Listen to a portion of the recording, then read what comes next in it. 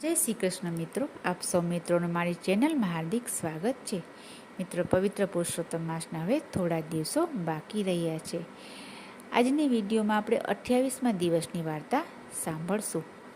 મિત્રો, આ પુરુષોત્તમ માસમાં નાનું અમથું પણ પુણ્ય કાર્ય કરીએ અથવા તો કોઈ પણ નાનું અમથું દાન કરીએ તો પણ તેનું પુણ્ય ફળ અવશ્ય મળે છે. આ પુરુષોત્તમ માસમાં ઘણા લોકો ઉપવાસ, વ્રત, એકટાણા વગેરે કરે છે, પણ અમુક દુર્બળ વ્યક્તિ, નબળા વ્યક્તિ કરી શકતા નથી. તો એના માટે પણ પુરુષોત્તમ ભગવાને ઉપાય બતાવ્યો છે. એ જ આ વાર્તાનો સાર છે. ચાલો આગળ વાર્તા સાંભળશું. સ્તંભ તીર્થમાં ધર્મશર્મા નામનો એક બ્રાહ્મણ રહેતો હતો. આ બ્રાહ્મણ શરીરથી ખૂબ જ દુર્બળ હતો અને કમજોર હતો. હવે પવિત્ર પુરુષોત્તમ માસ આવ્યો. પુરુષોત્તમ માસમાં લોકો ઉપવાસ, વ્રત, એકટાણા વગેરે કરે છે, પણ આ બ્રાહ્મણ ઉપવાસ કરી શકે તેમ ન હોવાથી તે ખૂબ ચિંતામાં મુકાઈ ગયો. તેને થયું, મારે વ્રત તો કરવું છે, પણ મારું શરીર નબળું હોવાથી હું કરી શકું તેમ નથી. આમ વિચાર કરતાં કરતાં રાતે તે સૂઈ ગયો. હવે રાત્રે ભગવાને તેને સ્વપ્નમાં દર્શન દીધા અને કહ્યું, હે વત્સ, તું જરા પણ ચિંતા કરીશ નહીં. તું એક કામ કર, ભોજન કરતી સમયે તું મારું ધ્યાન ધરી જો મૌન વ્રતનું પાલન કરીશ તો પણ તને ઉપવાસ જેટલું જ ફળ મળશે.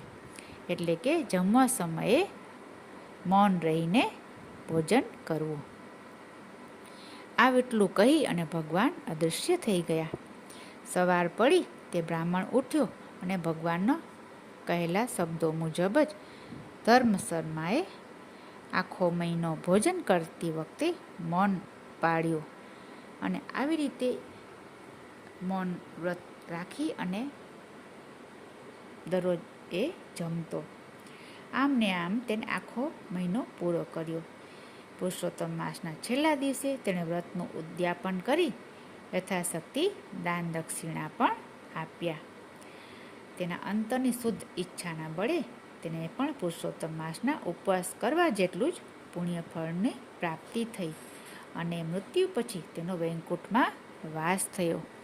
તો મિત્રો, જો અંતરમાં શુદ્ધ ભાવના હોય તો ભલે તમે ઉપવાસ, એકટાણા ન કરી શકો, પણ પ્રભુ ભજન કે પ્રભુના નામના જાપ કે કોઈ પણ સેવા કાર્ય કરો તો પણ ઈશ્વર તેનું ફળ જરૂર આપે જ છે.